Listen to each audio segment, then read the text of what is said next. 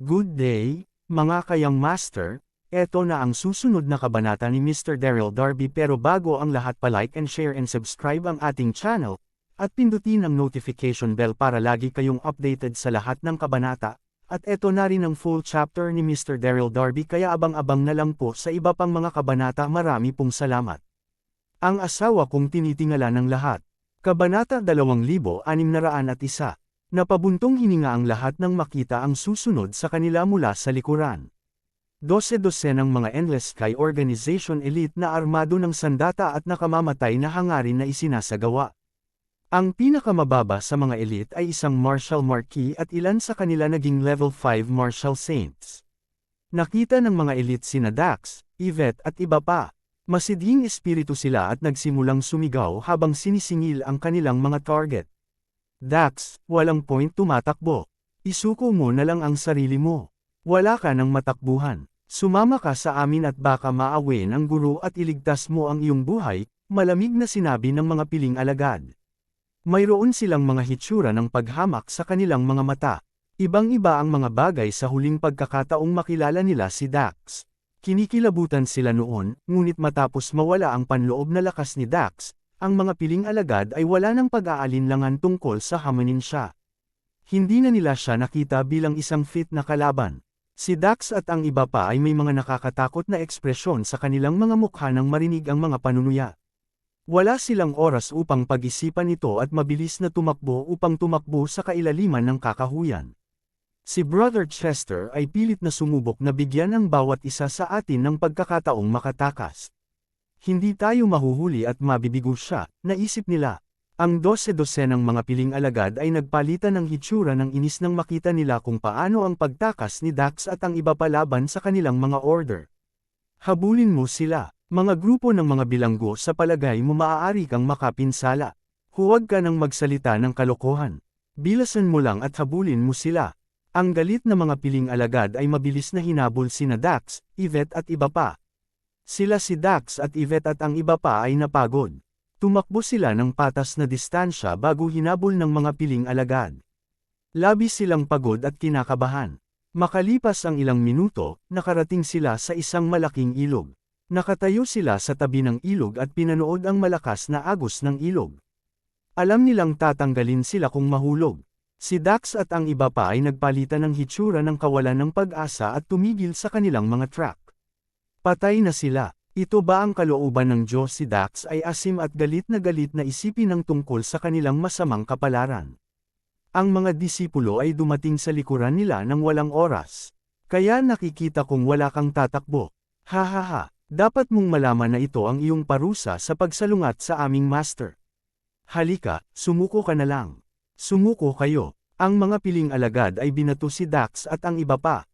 Nagbibiro sila habang mabilis nilang pinalilibot ang kanilang mga target. Sa palagay mo mahuhuli mo ako ng buhay, hindi ka kwalipikado. Sigaw ni Dax. Ang kanyang mga mata ay sobrang pula at bigla niyang inilunsad ang kanyang sarili sa mga piling alagad. Nang mapansin niyang wala kahit saan upang makatakas, alam niya na ang tanging paraan palabas ay upang labanan ang kanyang mga kaaway. Dax, nagulat si Yvette at ang iba pa nang makita ang reaksyon ni Dax. Sumigaw silang lahat sa pag-aalala. Si Dax ay naghuhukay ng kanyang sariling libingan sa pamamagitan ng pakikipaglaban sa mga piling alagad.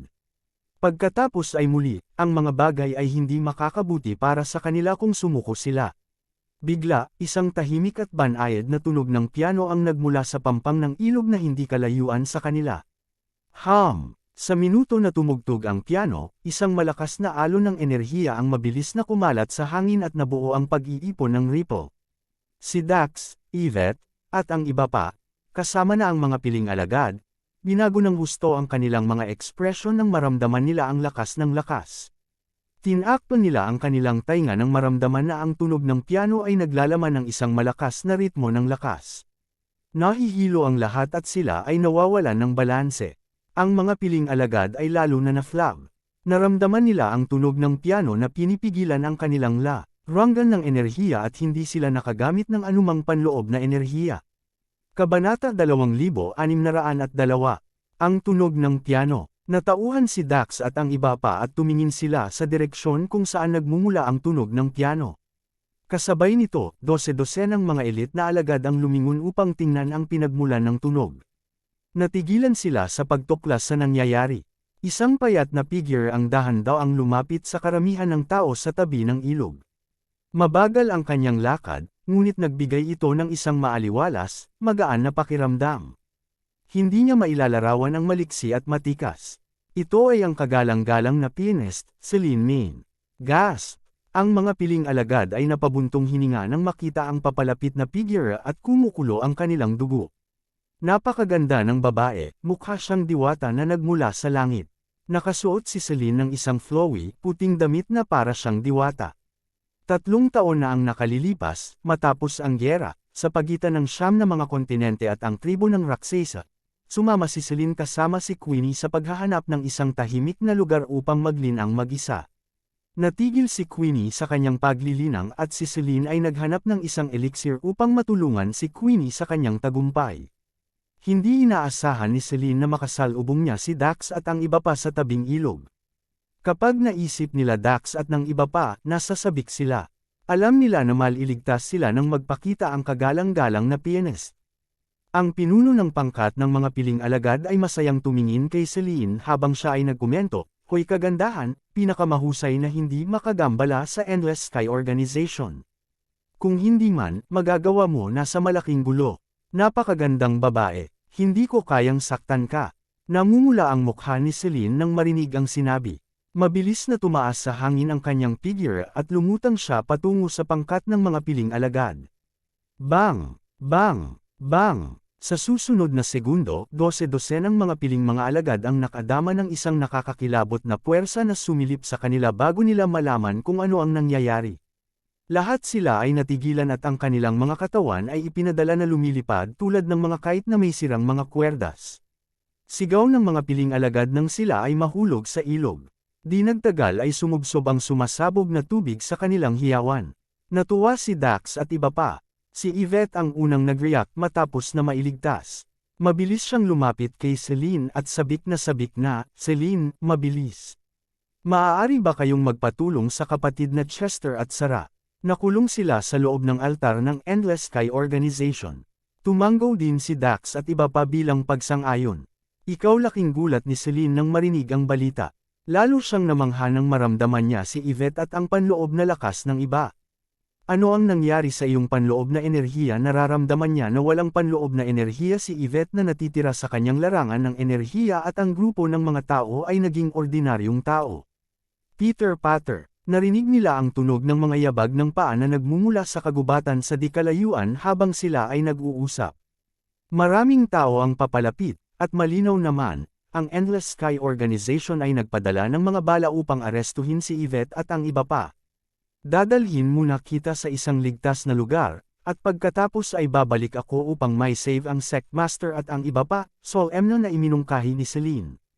Nag-iingat siya sapagkat alam niya na ang Endless Sky Organization ay napakalakas. Imposible para sa kanya na dalhin si Dax at ang iba pa upang may save ang Chester ng mag-isa. Si Dax at ang iba pa ay nawala ang kanilang panloob na lakas at hindi niya masiguro ang kanilang kaligtasan kung sakaling maganap ang isang laban. Ang pinakaligtas na bagay na dapat gawin ay dalhin si Dax at ang iba pa sa isang ligtas na lugar at pagkatapos ay mag-isa na bumalik para sa misyon ng pagsadyag. Sina Dax, Yvette, at ang iba pa ay nagkatinginan at tumanggo. Walang pag-aatubili, mabilis na inakay ni Celine ang lahat kasabay nito, nagkaroon ng isang mabangis na labanan na nangyayari sa altar ng Endless Sky Organization. Si Ambrose at ang 4 na kapatid ng Dixon Quadruplets ay kinubkob si Zhang Ju. Kabanata 2603. Gayunpaman, halos 1 oras na ang lumipas, ang grupo ng 5 ay hindi pa rin nagawang talunin si Zhang Ju. Lalong natakot si Ambrose. Bagaman malakas si Zhang Ju 3 taon na ang nakakaraan, maaari pa ring labanan siya ni Ambrose gamit ang Tyrant Hammer. Mula noon, nakuha ni Zhang Ju ang kanyang mga kamay sa Skybreaking Axe at ang kanyang lakas ay umabot sa mga bagong taas. Si Ambrose at ang kanyang 4 na tiyuhin, ang Dixon Quadruplets ay hindi nagawang pigilan si Zhang Ju. Sa parehong oras, si Zhang Ju ay nagalit din at nagalit. Mula sa tuktok na pababang tanawin ni Zhang Ju sa larangan ng digmaan sa ibaba, nakikita niya ang mga alagad ng Endless Sky Organization na pinatay. Namumula ang kanyang mga mata sa galit habang sumisigaw, "Ngayon, gagawa ako sigurado na hindi ka lumalakad dito." Boss! Ang hangin sa paligid niya ay biglang sumiksik at isang sumisindik na puwersa ang lumabas mula sa kanyang katawan. Pumunta sa impyerno, sinabi niya. Ang sumunod na instant, sineksik niya ang Skybreaking Axe at inikat ito ng pino. Ang isang nakasisilaw na daloy ng gininto ang ilaw ay nag-ilaw sa mundo at nabalot ang Ambrose at ang Dixon quadruplets. Si Ambrose at ang Dixon quadruplets ay natigilan. Hinimok nila ang kanilang panloob na lakas na sumali ng sama-sama upang bumuo ng isang proteksyon na panangga sa kanilang harapan. Boom! Ang nakasisilaw na daloy ng gininto ang ilaw ay tumama at binasag ang proteksyon na kalasag. Si Ambrose at ang Dixon quadruplets ay nag-ungol habang itinapon ng volley na higit sa 100 talampakan ang layo. Napangisi si Ambrose ng kanyang mga ngipin, nakatingin sa hindi magandang hugis habang nagawa niyang makatayo. Siya ay masyadong malakas. Si Zhang Ju ay hindi mapahamak ngayon na mayroon siyang Skybreaking Axe, naisip ni Ambrose. Ano ang mas masahol pa, si Ambrose ay walang narinig na balita mula sa Chester. Maaari bang may nangyari ang Dixon quadruplets ay nagtiis ng matinding sakit mula sa pag-atake? Tumingin sila kay Ambrose at tinanong, "Young Master, ano ang dapat nating gawin? Si Zhang Ju ay napakalakas. Kung magpapatuloy tayong mag-away, dahado tayo." Bukod dito, hindi nakapagpadala sa amin ng isang senadorya si Sectmaster Chester. Habang nagsasalita, nakita niya ang isang payat na figure na nagmula sa altar sa gitna ng hangin. Nakasuot ng malamig na mukha ang ginang sa kanyang maselang mukha. Si Laura iyon. Gulat na gulat si Ambrose nang makita si Laura. Ano, bakit siya nandito? Noong unang panahon, si Mateo ay kanyang master at si Laura ay kapatid ni Mateo, kaya't hindi siya naging estranghero kay Ambrose. Tayo na, ngumisi siya ng ngipin at winagiway ang kamay. Hindi nais ni Ambrose na umalis, ngunit wala siyang ibang paraan palabas. Si Zhang Ju ay masyadong malakas at si Chester ay hindi nagpadala ng anumang senadoryas. Ang balak na pag-atake mula sa loob palabas ay isang pagkabigo. Nagpa siya muna si Ambrose na lumikas, at pagkatapos ay magpapadala siya ng isang tao upang siyasatin. Peter Patter, ang mga tao ng Elysium Gate Sect at ang New World Royal Army ay mabilis na nabuo at umatras sa sandaling natanggap nila ang mga utos ni Ambrose. Sa palagay mo makakatakas ka lang ng ganyan, sumimangot si Laura. Hahabulin na niya sila, ngunit pinigilan siya ni Zhang Ju. Ngumiti si Zhang Ju at sinabi, hindi na kailangang habulin sila. Ang batang ito, si Ambrose, ay nagulat ng aking Skybreaking Axe. Hindi sila babalik ng ilang oras. Nais din niyang ituloy ang mga ito at lipulin ang New World Royal Army ng Ambrose pati na rin ang Elysium Gate sekta sa isang pag-ikot. Gayunpaman, ginamit ni Zhang Ju ang Skybreaking Axe ng kaunti sa mabangis na labanan kanina at naubos niya ang maraming panloob na enerhiya. Humarap siya kay Laura. Kumusta ang sitwasyon sa iyong panig? Dugtong ng White Horse ang puso ni Chester at nahulog siya sa kailaliman. Tiyak na mamamatay siya. Bahagyang naghiwalay ang pulang labi ni Laura at may isang nakasisindak na ngiti ang lumitaw sa kanyang mga mata. Para naman kay Dax at sa iba pa, wala na silang panloob na enerhiya kaya hindi sila isang alalahanin. Mabuti, napakahusay. Si Zhang Ju ay napangiti at nagpalakpakan. Nakakatuwa talagang makipagtulungan sa iyo, Laura. Haha, patay si Chester, nawala ang panloob na lakas kay Dax at nawala kay Daryl ang kapwa niya pinagkakatiwalaang mga kalalakihan. Ito ay tiyak na magandang balita para sa Zhang Ju. Kabanata 2604. Sa sobrang pagkaligalig, ngumiti si Zhang Ju kay Laura at sinabing, Laura, nagpagsipag ka. Magpahinga muna tayo. Tumango si Laura at tumalikod na para umalis. Tumingin sa paligid si Zhang Ju at nagbigay ng mga tagubilin sa kanyang mga alagad na linisin ang battlefield. Pagkatapos, bumalik siya sa kanyang pribadong silid upang magsaka at magpagaling. Si Zhang Ju ay nagbulay-bilay at nagil-inang sa kanyang pribadong silid sandali bago ipinikit ang kanyang mga mata upang magpahinga. Boss! Bigla, may isang bugzo ng aura at pagkatapos ay may lumitaw na figure bago si Zhang Ju. Nakasuot ng itim na robe at sombrero ang tao. Sa ilalim ng sombrero ay isang mapotla at walang ekspresyon na mukha. Ngayon alerto, agad na binuksan ni Zhang Ju ang kanyang mga mata. Napaatras siya ng lalaking nakaitim. Sino ka, tanong niya, nag-alarma. Alam niyang hindi ordinaryong tao ang taong ito kung makapasok siya sa kanyang pribadong silid nang hindi niya alam. Ang itim na nakasuot na lalaki ay bahagyang ngumiti at sinabi sa mahinang tono, Zhang Ju, nagkita tayo 1,000 taon na ang nakakalipas. Nakalimutan mo na ba ako? Ang itim na nakasuot na lalaki ay nagsuot ng isang seryosong ekspresyon habang nagsasalita siya, ako ang utos ng hari ng patay, Elon. 1,000 taon na ang nakalilipas, ipinatawag ka ng hari ng mga patay.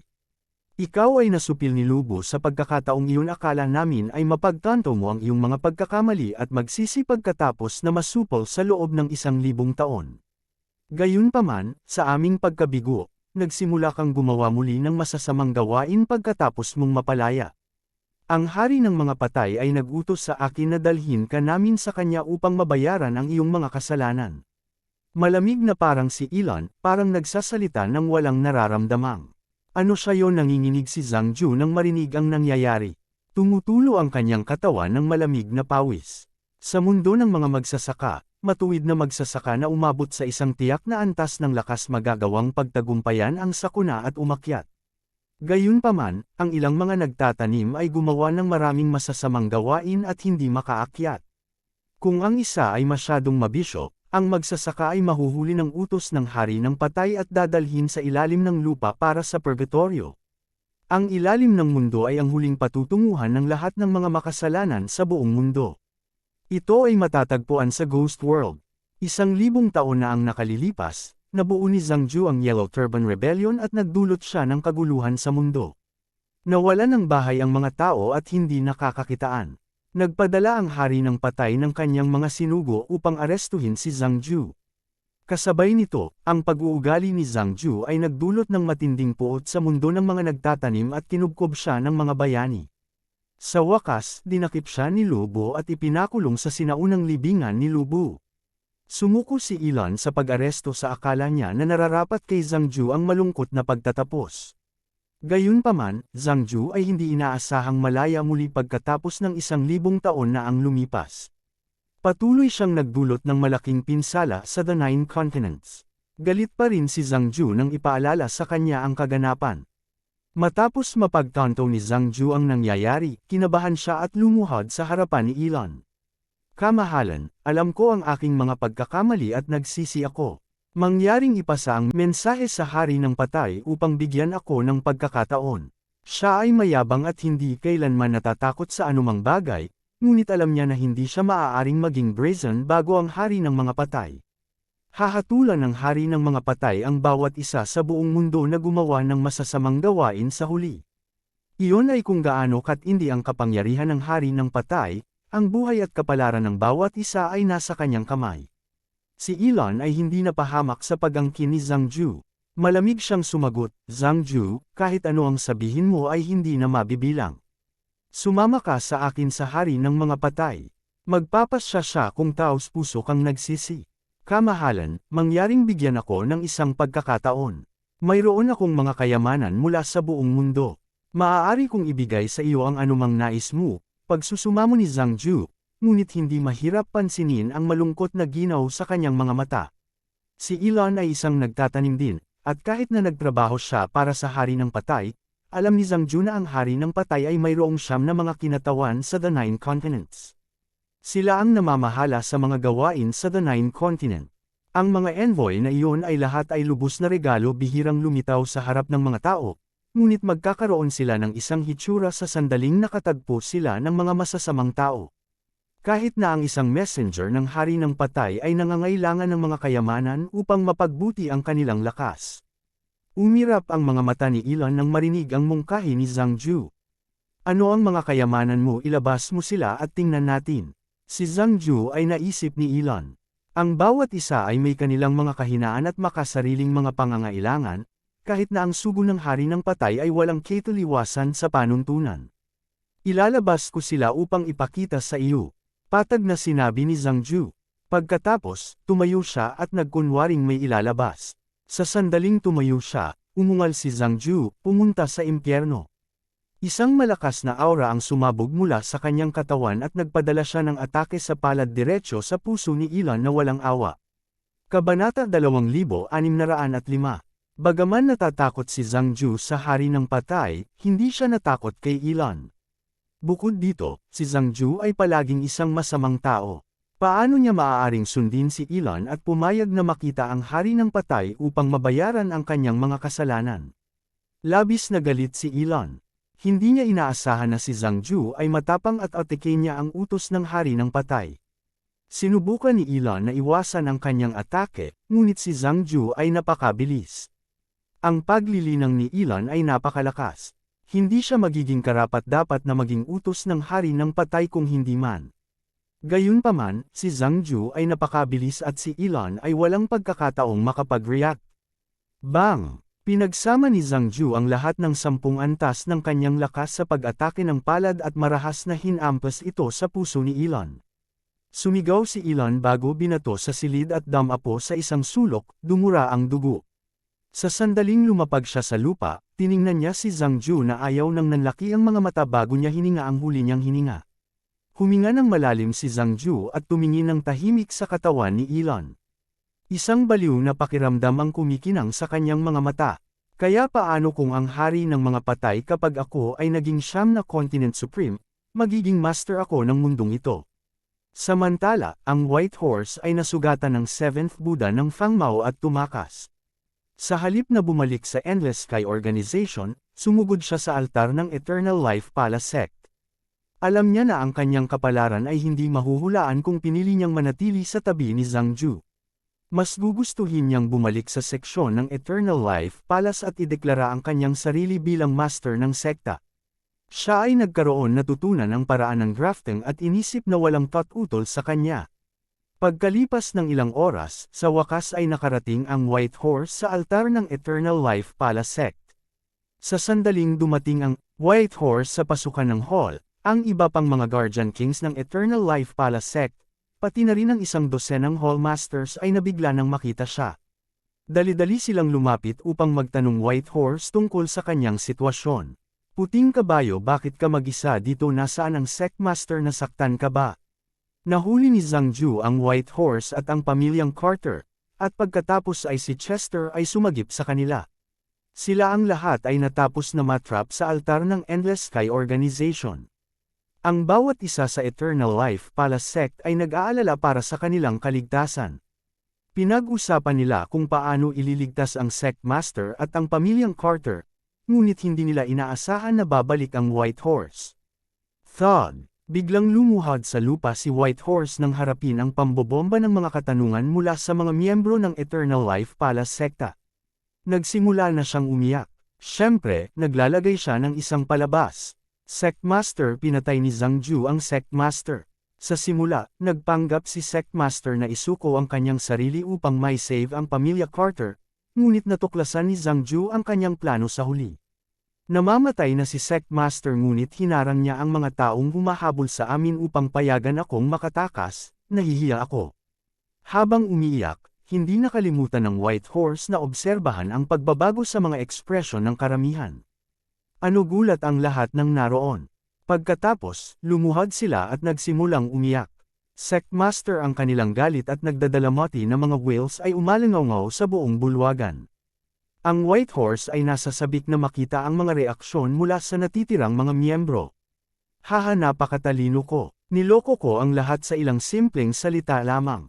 Lahat ay nagdadalamati at nalulungkot sa puso. Ang malungkot na kapaligiran ay nanatili ng ilang oras bago tinanong ng isa sa mga Hall Masters, White Horse, sinabi ba ng Sect Master ang kanyang mga huling salita bago ka umalis? Buntong hininga. Huminga ng malalim ang White Horse, dahan-dahan siyang tumayo at tumingin sa paligid bago ipahayag sa sakit, ang huling hiling ni Sect Master na ako ang susunod na Sect Master. Mayroong kumpletong katahimikan sa bulwagan habang ang lahat ay tumingin sa White Horse na walang pag-aalinlangan. Ang White Horse ay hindi ang pinakamakapangyarihang kabilang sa 4 na Guardian Kings at ang kanyang kakayahan ay hindi partikular na natitirang. Bakit siya tatawagan ni Chester ng susunod na Sect Master? Tila iyon ay isang desisyon na nagmamadali. Kabanata 2606. Buntong hininga. Nang mapansin ng White Horse ang mga ekspresyon ng lahat, huminga siya ng malalim at sinabi sa paghihirap. Speaking of which, alam kong hindi ako ang pinakamahusay na kandidato para sa posisyon ngunit dapat nating igalang ang huling hiling ni Sect Master. Tumingin siya sa paligid bago siya nagpatuloy, nagturo sa akin ang sekta ng Master sa paraan ng pag-grab. Boss! Nang matapos siyang magsalita, natipon niya ang kanyang panloob na lakas at itinaas ang kanyang kamay upang tumama sa isang haligi sa kanyang harapan. Ang panginginig na gawa ng lakas ng palad ay dumaan sa haligi at isang palimbong na iwan ang naiwan sa dingding sa likod ng haligi. Iyon ang kakayahan ng paraan ng pag-grab. Maaaring sakupin ng White Horse ang isang bagay nang hindi ito hinampas ng pisikal. Sa kanyang pagbabalik sa Eternal Life Palace Sect, napagtanto ng White Horse na kailangan niya ng higit na katibayan upang kumbonsihin ang lahat sa loob ng sekta at ang kanyang salita lamang ay hindi sapat. Sa makatuwid, sadyang ipinakita niya na pinagkadalubhasaan niya ang paraan ng pag-grafting upang patunayan na nagsasabi siya ng totoo. Ang lahat ng naruroon ay natigilan at walang imak habang nakatuon ang kanilang tingin sa White Horse. Totoo iyon. Ang Sect Master Chester ay naipasa ang diskarteng paglilinang sa White Horse. Mukhang hindi nagsinungaling ang White Horse. Bigla, isang payat na figure ang lumabas at lumuhad ng patalim sa White Horse. Ang Crimson Snake ay nagbibigay ng respeto sa Sect Master. Ito ay Crimson Snake, asawa ni White Horse. Ang Crimson Snake ay may isang magalang at sunod-sunod na hitsura sa kanyang mukha, ngunit siya ay lubos na nasa sabik. Siyempre, natutuwa siya na ang kanyang asawa ay naging sekta ng Master. Nalulugod na makilala ang Sect Master. Ang lahat sa buong bulwagan ay lumuhad ng pantulog. Ang White Horse ay na-stoke habang pinananatili niya ang isang malungkot na ekspresyon sa kanyang mukha. Lahat, bumangon ka. Ang aming Sect Master ay pinatay ng Endless Sky Organization. Dapat tayong maghiganti para sa ating Sect Master ngunit hindi ngayon. Ang Endless Sky Organization ay napakalakas. Hindi tayo maaaring kumilos ng madali. Mag-order sa lahat ng mga alagad na bumalik sa sekta at maghintay hanggang sa magkaroon kami ng mas matibay na impormasyon tungkol sa walang katapusan Sky Organization bago gumawa ng anumang pagkilos. Opo, sabay na tumugon ang lahat. Ang White Horse ay lumitaw na malungkot, ngunit isang mahina na panunuya ang sumilaw sa kanyang mga mata. Si Chester ay namatay at ang White Horse ay nagtagumpay bilang bagong master ng sekta. Tulad ng parasagang ni Dax, nawala ang kanilang panloob na lakas at hindi magbibigay ng anumang banta sa White Horse. Bukod dito, pinadalhan din ni Zhang Ju ang kanyang mga tao upang habulin si Dax at ang iba pa, kaya't hindi natatakot ang White Horse na lumitaw sila at isiwalat ang katotohanan tungkol sa nangyari. Samantala, naramdaman ni Chester na siya ay nagkaroon ng mahabang panaginip habang ang buhay niya ay nag-flash sa kanyang panaginip. Naalala niya noong una siyang sumali sa Eternal Life Palace Sect hanggang sa siya ay naging isang respetadong bayani sa The Nine Continents. Sa wakas, pagkatapos ng tila mahabang panahon, nagising si Chester at iminulat ang kanyang mga mata. Sumasakit ang buong katawan niya. Naramdaman ni Chester na nasira ang ugat ng kanyang puso at ang kanyang panloob na enerhiya ay tuluyang naubos mula sa kanyang larangan ng enerhiya. Nasaan ako napaisip si Chester? Ang ikinagulat pa ni Chester ay natagpuan niya ang kanyang sarili sa ilalim ng isang sobrang kadiliman. Sa itaas ng kanyang ulo ay isang bangin at ang hangin sa paligid niya ay sobrang lamig. Mayroong isang malalim na butas sa kanyang harapan na patungo sa isang hindi natukoy na lugar. Sumabog sa kanya ang malamig na hangin, kinilabutan siya. Ang butas na walang kabuluhan ay ang tanging paraan palabas. Tumingin-tingin si Chester at pinilit niyang tiisin ang matinding sakit habang naglalakad siya ng dahan-dahan patungo sa malalim na butas. Pagpasok pa lang niya sa butas, napabuntong hininga si Chester nang maramdaman ang pag-chill ng buto sa paligid niya. Ang yin energy ay may kakaibang lakas sa butas. Walang katapusan ang butas kaya't walang ideya si Chester kung gaano ito kalalim. Tila isang walang katapusang ruta. Patay na ba ako, ito ba ang paraan patungo sa ghost world na isip ni Chester at nagpanik siya, ang kanyang mga binti ay dinadala siya ng unahan ng hindi sinasadya. Swish, matagal na siyang naglalakad nang maramdaman niya ang isang alon ng aura sa kanyang harapan. Pagkatapos, isang itim na anino ang lumitaw. Naramdaman ni Chester ang isang malamig na jolt sa kanyang puso nang makita niya ang madilim na anino. Ang mukha ay namumutla, walang bakas ng dugo, at ang mga mata ay mapurol at walang buhay. Kabanata 2607. Sino ang naglalakas loob na pumasok sa ilalim ng lupa? Malamig na tanong ng itim na anino. Ang ilalim ng mundo. Nagulat si Chester nang marinig niya kung nasaan siya. Natigilan siya. Narinig ni Chester ang tungkol sa mga patay na pumapasok sa Ghost World at mayroong isang lugar na tinawag na Underworld sa Ghost World.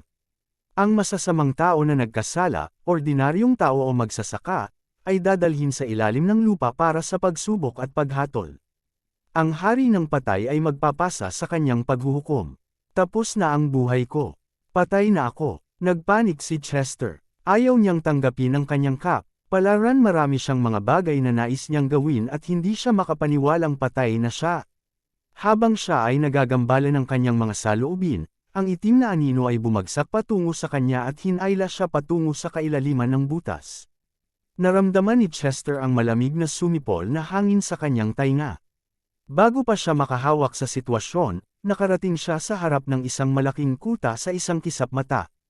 Ang kuta ay ilang beses na mas malaki kaysa sa pinakamalaking lungsod sa The Nine Continents. Ang kuta ay napalibutan ng itim na ambon. Mukha itong isang magulong mundo at nagpalabas ng isang nalulumbay na pakiramdam. Sa itaas ng gate ng kuta ay may plate na may nakasulat na Underworld. Di nagtagal, dinala si Chester sa bulwagan ng Underworld. Nang makita niya kung ano ang nasa bulwagan, hindi niya mapigil ang makahinga ng malalim kahit na handa siya sa pag-iisip. Labis na engrandi ng bulwagan. Ang hukbo sa ilalim ng lupa ay nakatayo ng maayos sa mga linya sa magkabilang panig, nakasuot ng pantay na mga itim na helmet at nakasuot. Mukha silang nakakatakot, armado ng mahabang sabers. Sa gitna ng bulwagan ay may isang itim na trono, na sa itaas ay nakaupo ang isang matipuno na tao. Ang lalaki ay nakasuot ng itim at gintong robe.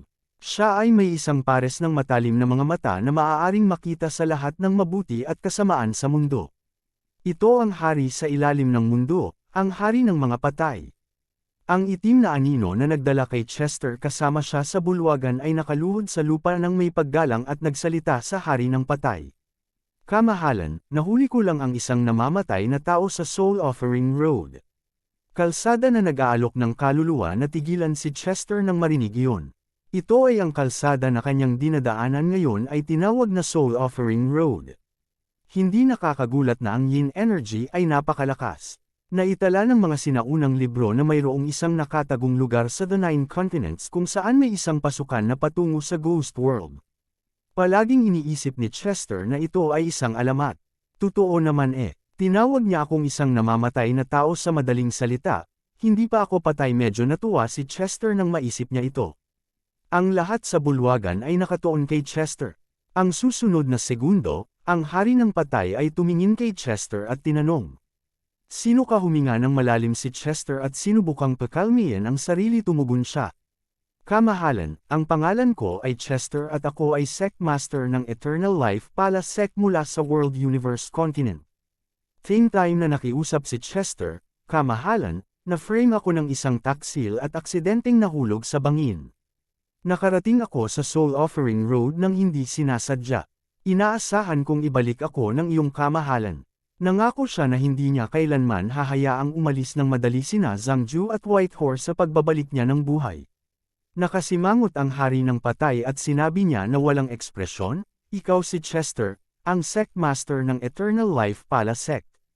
Narinig ko na kayo ang iyong ugat sa puso ay nasira at hindi mo makikita bukas. Dapat kalooban ng Diyos na pumunta ka rito nang hindi sinasadya. Pagkatapos, ang hari ng patay ay nag-utos sa mga sundalo ng Underworld sa tabi niya, dalhin siya sa Reincarnation Land at hayaan siyang muling magkatawang tao bilang isang tao. Si Chester ay isang maginoo, hindi isang masamang tao, kaya't hindi siya dapat hatulan. Dalawang sundalo ang mabilis na lumayo. Ano? Nagulat si Chester. Pinaslang siya, kaya't hindi siya basta-basta mamatay tulad nito. Bigla, isang sundalo sa ilalim ng mundo ang tumakbo ng mabilis at tumawag sa isang gulat na tono, kamahalan, may isang bagay na mali sa messenger, Elon. Nag-ulo ang bulwagan ng ibinalita ng Underworld sundalo ang balita. Ang dalawang sundalo sa ilalim ng mundo na nais na mahuli si Chester ay tumigil din sa kanilang mga track. Kabanata 2608. Anong problema, tanong ng hari ng patay? Maingat niyang pinili si Elon bilang kanyang utos at si Elon ay naging masipa. Hinahangaan siya ng lubos ng hari ng mga patay. Ang balita tungkol kay Elon ay hindi inaasahan. Pinunasan ng sundalong nasa ilalim ng lupa ang kanyang malamig na pawis at maingat na sinabi. Kamahalan, kalahating araw na ang nakalilipas, ang utos na si Elon ay inatasan na hulihin si Zhang Ju, ang masamang tao. Sa halip na makiusap, sinalakay ni Zhang Ju si Elon at pinatay. Boom! Galit na galit ang hari ng mga patay at nag-snap siya ng kanyang trono. Si Zhang Ju ay napakamatapang. Paano niya pinapatay ang aking messenger? Galit na galit ang hari ng mga patay. 1,000 taon na ang nakalilipas, ginulo ni Zhang Ju ang mundo, kaya't ang hari ng mga patay ay nagpadala ng isang utos upang arestuhin si Zhang Ju at dalhin siya sa Ghost World para sa parusa. Gayunpaman, si Zhang Ju ay napasakop ni Lu Bu at itinago sa sinaunang libingan. 1,000 taon na ang lumipas at si Zhang Ju ay isang malayang tao muli. Nagdulot ulit siya ng kaguluhan at ganun din si Elon ay ipinadala upang arestuhin siya. Hindi inaasahan, nilabanan at pinatay ni Zhang Ju si Elon. Zhang Ju nagulat si Chester na nakaluhod, nagkasalungatan siya sa mukha. Ang kasuklam-suklam at walang kahihiyang taong ito ay gumawa ng masasamang bagay sa mundo. Kahit na ang hari ng patay ay nais na arestuhin siya. Huminahon ang hari ng patay. Umupo siya sa trono at malamig na sinabi, si Zhang Ju ay napakasama at nakagawa ng maraming kasalanan. Kunin ang mga envoy ng iba pang mga kontinente upang makuha siya. Ang hari ng patay ay nais na gawin ito mismo, ngunit hindi niya nagawang iwanan ang Ghost World at magtungo sa The 9 Continents dahil sa kanyang pagkakakilanlan. Maaari lamang siyang magpadala ng higit pa sa kanyang mga tauhan upang arestuhin si Zhang Ju. Oo, kamahalan. Nang matanggap ang order, tumugon ang hukbo sa ilalim ng lupa at mabilis na lumabas ng hall. Sumimangot ang hari ng patay nang mapansin niyang nandoon pa rin si Chester. Bakit hindi mo pa siya binaba? Sumigaw si Chester, kamahalan, pakinggan mo ako. Si Zhang Ju ay kasuklam-suklam at marami siyang ginawang masamang bagay. Pinatay niya ako at magiging isang kawalan ng katarungan kung mamatay ako. Inaasahan kong bigyan ako ng pagkakataon ng iyong kamahalan at pakawalan ako. Sumimangot ang hari ng patay. Nag-atubili siya sandali bago dahan-daw ang sinabi, ang buhay at kamatayan ng isang tao ay natutukoy ng batas ng langit at lupa. Ang iyong ugat sa puso ay nabasag at ang iyong buhay ay malapit ng magtapos. Kung hahayaan kitang bumalik, nilabag ko ang makalangit na paraan. Mangyaring bigyan ako ng isang pagkakataon. Ang balisa Chester ay lumuhod bigla at patuloy na kumatok sa kanyang noo sa lupa habang siya ay gumawa ng kanyang emosyonal na apela. Nag-isip-isip ang hari ng patay. Bigla, may ideya siya. Kung nais mong bumalik, maaari kang maging aking utos. Bibigyan kita ng pagkakataon na maipanganak ulit.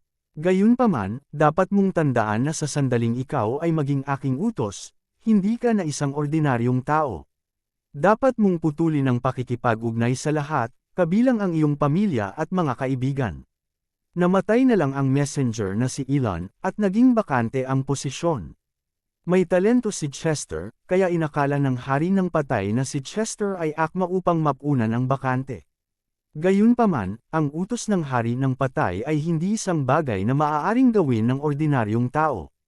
Ang kinatawan ay kumakatawan sa hari ng mga patay, ginantimpalaan niya ang mabuti at pinarusahan ang kasamaan sa The 9 Continents. Ang utos ay dapat maging walang pag-iimbot, walang kinikilingan, at, higit sa lahat, huwag ilantad ang kanyang lihim na pagkatao. Laking gulat ni Chester nang marinig ang mga kinakailangan para sa pagiging isang messenger. Kailangan niyang putulin ang ugnayan sa lahat. Nangangahulugan ba yun na nang makita muli ni Chester sina Daryl at Dax, dapat siyang kumilos na parang hindi niya sila kilala. Kung iyon ang kaso, paano ito naiiba sa pagiging patay ano? Hindi mo ba nais na gawin ito? Tinanong ng hari ng patay si Chester, na mukhang walang pakialam. Ako, oo. Nagpumiglas si Chester at tuluyang tumango ng mariin. Bagaman hindi siya nakipag-ugnay kay Daryl at sa iba pa nang bumalik siya, kahit papaano, mapangalagaan niya sila ng palihim, at makitungo siya kay Zhang Ju. Tumango ang hari ng patay na aprobado. Pagkatapos, dahan-dahan niyang itinaas ang kanyang kamay at may kakaibang puwersa na tumagos sa buong bulwagan, na nababalot kay Chester. Nanatili si Chester sa lugar nang maramdaman niya ang kakaibang puwersa, alam na ang hari ng patay ang nagpapagaling sa kanya. Ipinikit ni Chester ang kanyang mga mata at naisip, babalik ako kaagad the 9 continents. Kabanata 2609. Samantala, si Daryl ay nanatili sa the legendary Island of Dragons buong gabi. Umaga ng susunod na araw, inatasan si Cheryl na paalisin sina Daryl at Jules sa isla. Phew! Makalipas ang ilang oras, tumayo si Daryl sa mga lugar ng pagkasira ng Chaotic Mountain Range at tumingin sa paligid ng malabo na naiilaw na wild deserted secret region. Hindi niya mapigil ang huminga ng malalim, pakiramdam na gusto ito ay mga edad mula nang tumapak siya sa mainland. Sa wakas, siya ay nasa labas ng isla. Naisip niya na mamamatay siya sa the legendary Island of Dragons. Huni, katabi ni Daryl si Jules at tuwang-tuwa siya.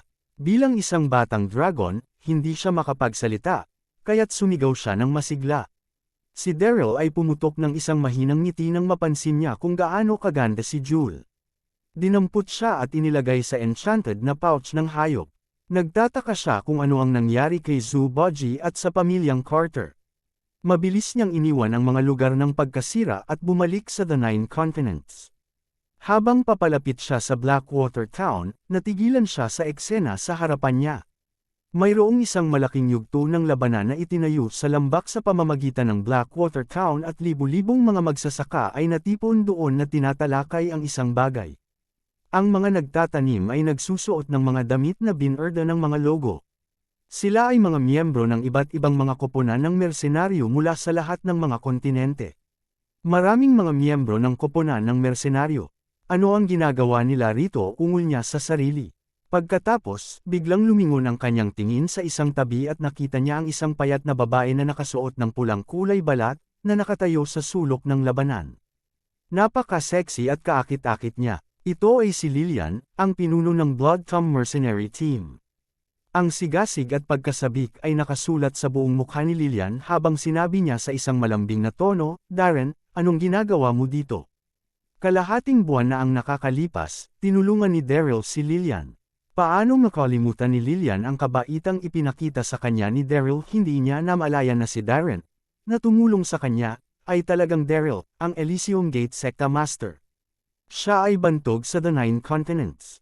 Ngumiti si Daryl, napadaan pala ako. Nga pala, bakit ang daming nagkatipon dito? Mapait na ngumiti si Lillian, mukhang walang magawa.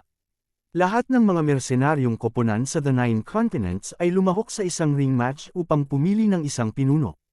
Lahat ng mga mersenaryong koponan na ito ay nag-aaway at nagdurusa, kaya kailangan nating muling pagsamahin mula ngayon. Paghirap paano naghihirap ang mga koponan ng mersenaryong ito, habang naglalakbay sila sa pagitan ng wild deserted secret region at the 9 continents upang patayin ang mga enchanted na hayop at makuha ang kanilang mga panloob na core. Hindi ba sila kumikita ng malaki? Sumimangot si Daryl. Nakita ni Daryl na ang yugto ng labanan ay ganap na hiniranggan ang daanan sa libis at hindi niya ito madadaanan sa daanan sa ngayon. Sumama siya kay Lillian sa entablado ng labanan upang panuurin ang kapanapanabot na kaganapan. Magsisimula na ang labanan. Pagdating nila sa battle, may isang nanunuya sa kanila, "Lillian, hindi mo kaya mag-recruit ng mas mabuting tao ang iyong Bloodthorn Mercenary Team? Haha, bakit may dadalhin ka lang?" Isang lalaking naka-white gown ang nakangiti kay Lillian. Si Jamie White, ang pinuno ng Giant Elephant Mercenary Team. Ang Bloodthorn Mercenary Team na pinamunuan ni Lillian ay madalas na nakakuha ng maraming panloob na mga core mula sa wild deserted secret region, kaya maraming iba pang mga koponan ng mersenaryong naiinggit sa kanila. Ang Giant Elephant Mercenary Team ay isa sa mga koponan na naiinggit sa tagumpay ni Lillian. Ang mga koponan na ito palagi naghanap ng mga opportunity na matalo si Lillian. Nakangiting tiningnan ni Jamie si Daryl at nagpatuloy, "Saan mo nakuha ang basang ito?" Si Daryl ay nakabalot ng damit. Dadalhin niya ang kahihiyan sa mga koponan ng mersenaryo kung siya ay kabilang sa ang kanyang komento ay pumutok sa lahat. "Haha, kinuha mo siguro siya mula sa isang pangkat ng mga pulubi. Sa palagay ko ang Bloodthorn Mercenary Team ay mawawala sa lalong madaling panahon." Nakasimangot lamang si Daryl at hindi pinansin ang mga panunuya na binato sa kanya. Ay, mabuti. Iniisip ng mga taong ito na ako ay nasa koponan ni Lillian, naisip niya. Ang mukha ni Lillian ay namula, nagalit. Kabanata 2610. Darren, huwag mo silang pansinin, kinagat ni Lillian ang labi at marahang sinabi kay Daryl. Ang lahat ng mga miyembro ng kanyang koponan ay nagpunta sa wild deserted secret region upang manghuli ng mga hayop, na iwan lamang ang kanyang sarili na lumahok sa paligsahan. Siya ang target ng panlilibak, ngunit ayaw niyang aliwin ang mga tao sa paligid niya na nagsasalita ng kalokohan. Medyo nagalit si Lillian nang hindi maintindihan si Darren. Umiling si Daryl at ngumiti, na nagpapahiwatig na hindi siya inabala. Biglang, isang lalaking nasa edad na may natatanging ugali ay dahan-daang lumakad patungo sa gitna ng entablado. Lahat, manahimik kayo. Hindi siya malakas, ngunit ang kanyang boses ay umalangaw sa buong lambak. Ang kanyang panloob na lakas ay dapat na malakas. Ang lahat ng mga mata ay nakatingin sa kanya. Napansin ni Lillian na mukhang tuliro si Daryl at marahan niyang ipinaliwanag, Darren, ito si Harris Yammer mula sa Thunder Mercenary Team. Ang Thunder Mercenary Team ay ang pinakamalaking mersenaryong grupo sa The Nine Continents at malaki ang impluwensya nila. Tahimik na tumango si Daryl, nakatingin ang mga mata kay Harris. Siya ay isang level 5 Martial Emperor. Siya ay medyo makapangyarihan, naisip niya. Tumingin si Harris sa paligid at sinabi, lahat. Alam mo ang layunin ng paligsahan na ito. Ginawang monopolyo ng Yellow Sky Trading ang kalakal ng lahat ng panloob na mga core at kayamanan sa bawat black market at trading market. Ang mga panloob na core at kayamanan na ipagsapalaran natin ang ating buhay at trabaho mahirap mangolekta dapat ibenta sa pamamagitan ng Yellow Sky Trading. Gayunpaman, ang Yellow Sky Trading ay humihiling ng higit at maraming mga komisyon sa mga araw na ito. Seryosong nilabag nito ang aming mga interes. Kaya, sa paligsahan na ito, dapat tayong magmungkahi ng isang pinuno at manatiling nagkakaisa upang labanan ang hindi patas na paggamot na ito. Bukod dito, ito ay hindi lamang upang makitungo sa Yellow Sky Trading. Kapag bumuo kami ng isang alyansa, makakakuha kami ng mas mahusay na mga solusyon sa iba pang mga problema sa kaya, iyon ang nangyari. Lihim na tumango si Daryl nang marinig niya si Harris na nagpapaliwanag ng sitwasyon. Mayroong malakas na tagay sa paligid ng entablado ng labanan. Oo, pagkatapos naming bumuo ng isang alyansa, wala nang nananakot sa atin. Haha, matapos may taguyod ang aming alyansa, natatakot ako na pakitunguhan tayo ng mga sikat na sekta ng may paggalang. Magsimula na tayo, hindi ako makapaghintay. Ngumiti si Harris at tumingin sa madla. Sa gayon, tila maraming tao ang hindi makapaghintay upang magsimula. Magsisimula na ang paligsahan. Bago kami magsimula, hayaan mo akong ipaliwanag muna ang mga patakaran. Upang maging patas, ang bawat koponan ng mersenaryo ay maaaring magpadala lamang ng 2 tao upang lumahok. Sa paligsahan at sa mga kalahok hindi dapat lumagpas sa 40 taong gulang. Tapos, tinaas niya ang kamay niya. Kaya, nagsimula na ang paligsahan. Kung sino man ang nais na mauna sa paghahaman, mangyaring lumapit. Mauna na ako, sumigaw ang isang boses, pagkatapos ay may lumitaw na figure sa entablado. Siya ay may makapal na kilay, malaking mata at isang mabigat na aura. Ang lalaki ay sumaludo sa kanyang mga kamay na magkahawak. Ako si Laird Jen Mike mula sa Redleaf Mercenary Team. Alin sa inyo ang babalik para sa isang laban matapos ang isang maikling katahimikan? Isang payat na tao ang mahinang ngumiti at umakyat sa entablado. Ngumiti siya kay Laird. Ako si Gareth Jenkins mula sa Feather Mercenary Team. Lahat ng mga mata ay natipon sa kanilang dalawa, lahat ay labis na nasa sabik. Naghintay si Daryl at tahimik na nanood. Ang dalawang naghahaman sa entablado ay tungkol sa level 1 Martial Emperors. Ang kanilang lakas ay pantay at walang paraan upang malaman kung paano magtatapos ang laban. Kabanata 2611. Boss! Ang 2 tao sa entablado ay nagsimulang mag-away. Ang kanilang mga numero ay naipasa ang bawat isa sa panahon ng labanan at may mga nasasabik na sigaw mula sa ibaba. Gayunpaman, ang isipan ni Daryl ay wala sa entablado. Instead, lumingon siya para tignan si Lillian. Magkumpetensya ka ba? Mamaya kinagat ni Lillian ang labi at magsasalita na sana nang magambala siya ni Jamie, na susunod sa kanya. Lillian. Tumingin si Jamie kay Lillian, nakangiti. Ang Bloodthorn Mercenary Team ay kakaunti lang ang mga tao. Hindi mo man matawag ang iyong sarili na isang koponan. Bakit hindi mo kalimutan ang tungkol sa paligsahan? Si Jamie ay tumingin ng mabuti kay Lillian at nagpatuloy, bukod dito, napakaganda mo. Sayang kung nasaktan ka sa entablado. Kapag nagwagi ako sa unang pwesto at naging pinuno ng alyansa, dapat mo lang dalhin ang Bloodthorn Mercenary Team at sumali sa akin. Sisiguraduhin kong nasisiyahan ka sa kasaganaan at yaman. Ang titig ni Jamie ay nakaramdam ng labis na hindi komportable kay Lillian, kaya galit na sabi niya, "Salamat sa iyong kabaitan. Hindi mo kailangang mag-alala tungkol sa Bloodthorn Mercenary Team at sa aming kinabukasan mga plano." Sa una, hindi plano ni Lillian na makipagkompetensya sa paligsahan, ngunit naramdaman niyang napilitan siyang gawin iyon matapos na bagyain ni Jamie ang kanyang koponan sa mersenaryo. Sa parehong oras, ang laban sa entablado ay natapos na. Si Gareth ang nagwagi, hindi nag-atubili si Lillian. Tumalon siya at dahan-daw ang lumapag sa entablado ng laban tulad ng isang paru-paro. Mukha siyang maganda. Maraming mga kalalakihan sa gitna ng madla ang nakatingin kay Lillian, hinahangaan ang kanyang kagandahan. Karapat-dapat siyang maging diyosa ng mga koponan ng mersenaryo. Siya ay may magandang mahabang buhok, magagandang tampok at isang perpektong figure. Ang kanyang napakarilag na mga tampok ay nakakaakit ng sinumang tao. Ngumiti si Daryl. Masyadong mapagkompetensya si Lillian. Tumingin si Gareth kay Lillian na may malambing na ngiti habang sinasabi, "Lumalabas na ang magandang Lillian mula sa Bloodthorn Mercenary Team ay kalaban ko. Baka sinaktan kita ng hindi sinasadya sa laban. Bakit hindi ka sumuko? Hindi ko kayang saktan ka." Sampal. Bago pa masabi ni Gareth ang anumang bagay, lumitaw si Lillian sa harap ni Gareth kaagad at hinampas siya sa mukha. Matigas si Lillian. Masungit sa kanya si Gareth sa harap ng maraming tao at hindi siya papayag. Kabanata 2612. Peter Patter. Si Gareth ay pinabalikwas ng sampal. Halos mawala ang kanyang paa sa pagsigaw niya, "You nagdala this into yourself." Pagkatapos, hinimok niya ang kanyang panloob na lakas at nagsingil ng pasulong. Sa isang iglap lang ng mata, matindi ang laban ng dalawa. Si Lillian ay isang level 4 martial emperor, mas malakas siya kaysa kay Gareth.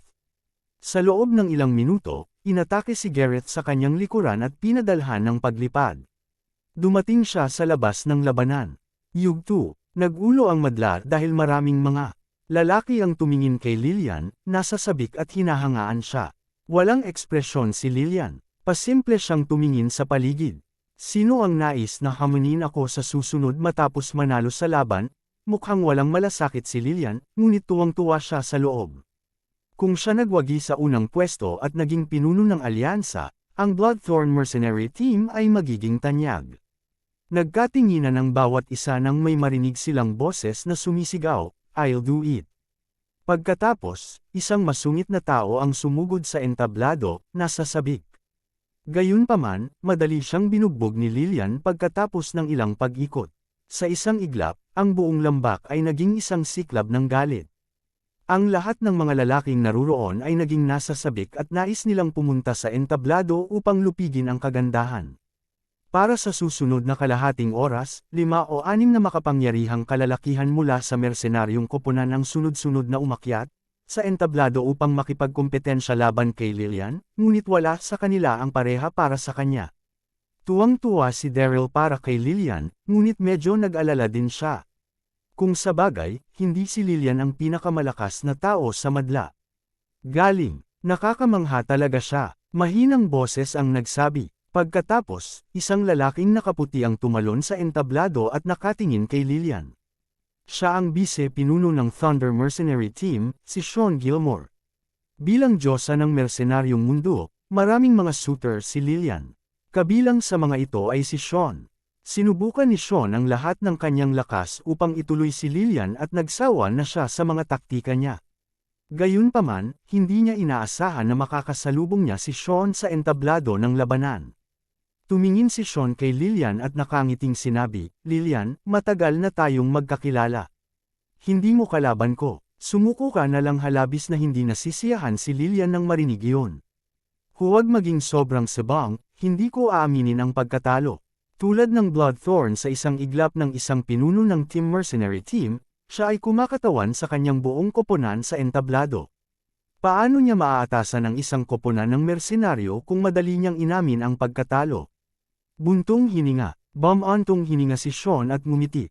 Sa gayon, dahil pinipilit mong labanan, gumawa tayo ng isa pang panuntunan. Anong panuntunan? Bahagyang nakasimangot si Lillian. Ngumiti si Sean at tiwala na sinabi, kung talo ka ngayon, kailangan mong maging babae ko. Kung manalo ka, ako hindi na ba kita gagalitan? Kumusta naman yun? Ikaw na mula ang mukha ni Lillian, galit na galit. Si Sean ay talagang walang hiya at kasuklam-suklam. Paano niya nasabi ang isang bagay na ganyan sa labanan at sa harap ng maraming tao na isip niya? Ngumiti si Sean nang hindi tumugon si Lillian. Kukunin ko ang iyong katahimikan bilang isang oo, mga kababaihan muna. Maaari ka munang makagalaw. Kumaway siya kay Lillian. Boss, walang sinayang na oras si Lillian. Binaligtad niya ang pulso at nag-atake ng palad. Hindi gagana ang bilis mo. Para kang nakalaan na maging babae ko, sabi ni Sean. Si Sean ay isang level 4 martial emperor at siya ay isang level na mas malakas kaysa kay Lillian. Sa makatuwid, siya ay napakalundo at komportable kapag nakikipaglaban-laban sa kanya. May oras pa siya asar ni Lillian. Parehong nahiya at galit si Lillian. Pabilis ng pabilis ang pag-shot niya, ngunit wala itong naging kabuluhan. Madaling iwasan ni Sean ang bawat solong pag-atake. Lihim na nakasimangot si Daryl habang pinapanood ang laban mula sa madla. Si Sean ay isang kilalang tao sa mga koponan ng mersenaryo. Gayunpaman, biniro niya ang isang batang babae sa entablado at ang kanyang mga pangungusap ay naging mas malinaw. Simpleng nakakagulat na marinig ang kanyang mga sinabi. Kasabay nito, palihim ding nakasimangot ang nakapaligid na madla. Si Sean ay ang bise-pinuno ng Thunder Mercenary Team. Siya ay may isang malakas na background, kaya walang sino man ang naglakas loob na pukawin siya. Kabanata 2613. Sina Lilia at Sean ay nag-aaway ng higit sa 100 pag-ikot, ngunit hindi kailanman sinaktan ni Lillian si Sean. Nagulat siya, galit at balisa. Sa wakas, kinagat ni Lillian ang labi niya. Dumulas ang malajade niyang kamay at inilabas niya ang kanyang mahabang espada. Si Sean ay hindi man lang nagpanik nang makita ang mahabang espada sa kamay ni Lillian. Hindi pa sumusuko kanina pa kita nakikipaglaro sa iyo, dapat lang natin itong sagutan. Dapat magpatuloy ang laban, nakangiting sabi niya. Tinawag ni Sean ang kanyang panloob na enerhiya mula sa kanyang larangan ng enerhiya. Agad, ang malupit na enerhiya ay sumilip sa madla. Sa susunod na sandali, nagpadala siya ng palad ng buong lakas. Nang makita ni Lillian ang pag-atake ng palad na paparating na sa kanya, ang kanyang mga mata ay kumislap at malamig niyang utos, astounding snow moon. Sa isang iglap, itinulak ni Lillian ang kanyang mahabang espada at sinaksak si Sean. Ang bilis ng pagtataka, ang labanan ay sa wakas ay naging kapanapanabik. Maraming tao sa madla ang nagsimulang magsalita.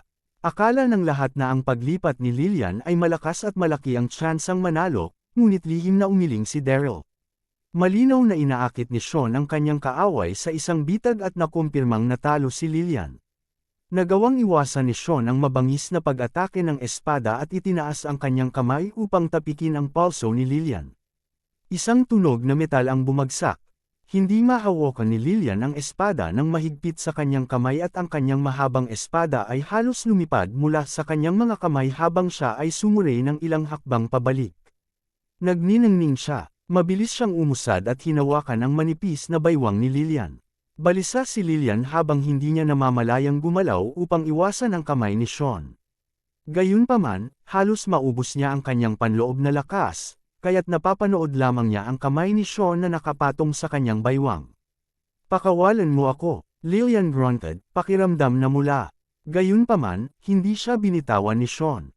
Hinahangaan niya si Lillian nang malapitan at sinabi niya ng nakangiti, Lillian, ngayon na nakuha namin ang resulta, ikaw ang magiging babae ko mula ngayon. Nahiya at nagalit si Lillian. Sino ang babae mo? Pakawalan mo ako ngayon. Galit siya at hindi siya makapaniwala sa ginagawa sa kanya ni Sean ng hayagan sa entablado. Kapag kumalat ang balita, masisira ang kanyang reputasyon. Kailangang tuparin ng natalo ang hinihingi ng nagwagi. Hindi mo ito tatanggi, hindi ba pang-aasar ni Sean? Hindi naman ako pumuste sa iyo. Ikaw talaga ang masigasig dito. Si Lillian ay napuno ng pagkabalisa. Lahat ng tao sa paligid nila ay hindi na mapigilan ang kanilang dila. Sean, maaari mo bang ituloy ang kagandahan ng pribado huwag makaapekto sa pag-usad ng laban? May sumigaw habang maraming tao ang tumango bilang pagsang-ayon. Malamig na tumingin si Sean sa paligid at sinabi, bakit kayo lahat nagpapanik ang pusta ay ginawa sa entablado ng labanan na ito? Paano ito nakakaapekto sa laban kung hindi mo gusto ito, hamanin mo lang ako. Sa sandaling sinabi iyon ni Sean, idinagdag ni Jamie mula sa Giant Elephant Mercenary Team, tama iyan. Si Sean at Lillian ay isang natural na pares. Ano ang pinag-uusapan ninyo? Si Jamie ay may magandang relasyon kay Sean, kaya halatang nasa panig siya ni Sean at nagsalita para sa kanya. Sa pagkakataong iyon, tahimik ang yugto ng labanan. Wala nang naglakas loob na pag-usapan pa ang kalokohan. Bagaman hindi si Sean ang pinakamakapangyarihang tao, ang Thunder Mercenary Team ay hindi dapat maliitin. Sa gayon, walang makakaistorbo sa amin ngayon. Hanggat handa kang maging aking babae, nangangako ako na walang sinuman ang maglakas loob na magmura sa Bloodthorn Mercenary Team sa hinaharap, aniya habang sinubukan upang hawakan ang palso ni Lillian. Sinubukan ni Lillian na iwasan ang kanyang kamay at sinabi niya na hindi nasama, Sean, mangyaring maging magalang. Kung guluhin mo ulit ako, babayaran kita. Lumitaw siya na galit sa ibabaw, ngunit talagang kinakabahan siya. Hindi niya inaasahan na si Sean ay kikilos sa ganoong paraan sa publiko, ngunit walang pumipigil sa kanya. Papabayaran mo ako kakompetensya lang namin sa isa't isa. Alam kung gaano kayo katapang. Bukod, ang galit ng itsura mo ay talagang sexy. Ang pag-alitan ni Lillian ay hindi napigilan si Sean. Sa halip, pinasigla niya ang interes. Hawak niya ang baywang ni Lillian at hinayla palapit sa kanya. Pagkatapos, sumisid siya kay Lillian at sinimhat siya. Para siyang nasasarapan. Tulad ng inaasahan sa diyosa ng mga mersenaryong koponan, ang bango-bango mo. Haha, huwag kang matakot, mahal kita napaka sa hinaharap. Tumawa si Sean at dahan daw ang iginalaw ang kanyang labi. Alam na hindi siya makawala mula sa mga hawak niya, sumuko si Lillian sa pakikibaka at ipinikit ang kanyang mga mata sa kawalan ng pag-asa.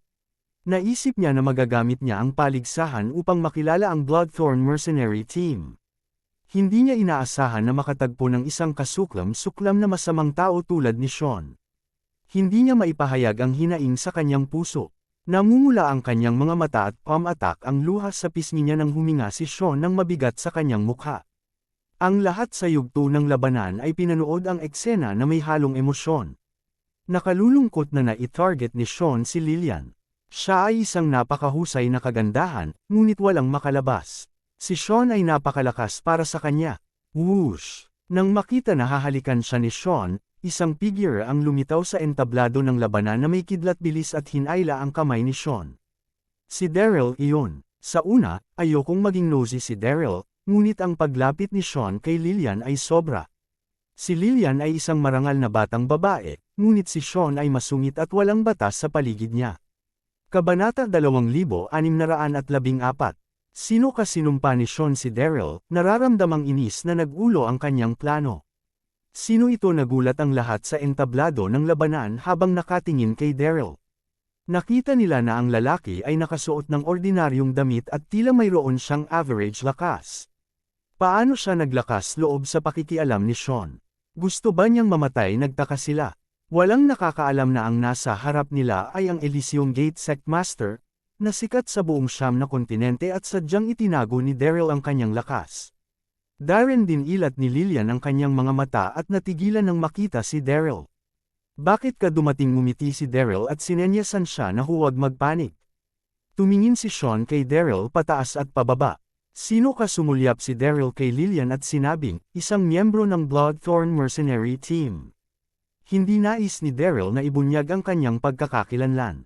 Dahil nasa entablado siya ng labanan, dapat siyang magpanggap na miyembro ng mersenaryong koponan ni Lillian. Kung hindi man, hindi siya magiging karapat-dapat na umakyat sa entablado. Ngumiti si Sean ng mapanghamak at ininis, o ano nagagalit ka ba na natalo sa akin? Ang iyong pinuno sinusubukan mong isave ang reputasyon ng iyong koponan ng mersenaryo o nais mong maging isang bayani at isave ang kagandahan pakawalan mo siya. Malinaw na binaybay si Daryl. Sobrang lamig ng kanyang titig. Dapat ay sumali ka lang sa koponan ng mersenaryo at marahil ay wala kang ideya kung sino ang kausap mo. Gaano ka manggahas na makialam sa aking negosyo, lumayo ka rito. Tamad na tamad si Sean na magsalita ng kalokohan at mag-charge ng pauna. Ang bawat isa na nagmamasid sa kaganapan ay nagsusuot ng hindi tagmang ekspresyon. Bagaman lahat sila ay tumingin ng mababa kay Darren, maraming tao ang ayaw na siya ay patalsikan. Alam nilang lahat na malamang na nais Darren, bumaba ka ng mabilis. Huwag kang magdulot ng gulo. Patuloy na sumisigaw si Lillian kay Daryl, lalo pang nababahala. Nagpapasalamat siya na maraming beses siyang tinulungan ni Darren. Gayunpaman, hindi niya pinapayagan na ipagtanggol siya ni Darren mula kay Sean. Si Sean ay hindi kapanipaniwala, malakas gayunpaman, tila hindi narinig ni Daryl ang kanyang mga pagsusumamo. Tahimik siyang nakatayo doon, nakatingin kay Sean na sinisingil siya. Ang kanyang mukha ay nanatiling stoic at kasing stable ng Mount Tai. Nagpanik si Lillian. Magmamadali na sana siya, ngunit huli na. Bang! Bigla, narinig nila ang panginginig ng aura na tumagos sa eksena. Pagkatapos, nag-away sina Daryl at Sean, bawat isa ay mabangis. Nanginginig si Lillian nang tulala siya nang makita ang turn ng mga pangyayari. Ang iba pa ay pantay din na natigilan. Napakalundo ni Daryl sa harap ng atake ni Sean. Para siyang isang ama na nakaharap sa kanyang makulit na anak habang dinurog niya ng todo si Sean.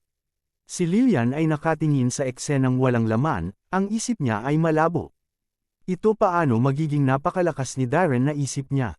Ang huling pagkakataon na nasa Yellow Sky Trading siya, kumuha siya ng maraming panloob na mga core ng Martial Emperor, tulungan siyang bayaran ang kanyang napakalaking utang.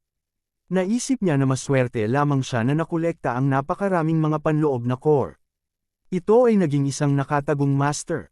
Si Lillian ay titig na titig kay Daryl, ang pintig ng kanyang puso ay mabilis. Wala pang kalahating minuto, sinampal ni Daryl si Sean gamit ang kanyang palad.